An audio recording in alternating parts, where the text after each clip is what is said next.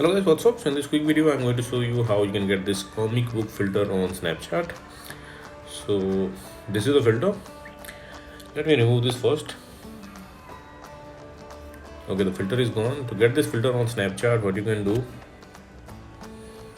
visit this website. Link to this website I'll give in the description box below. So here in this website you will see the snapcode for this filter. If you're browsing this website in your laptop or PC, you can scan the snapcode with your Snapchat mobile app. And if you're browsing this website in your mobile, just tap on the snapcode and open it with Snapchat. Okay, and you will see this pop-up, unlock for 48 hours. Tap there.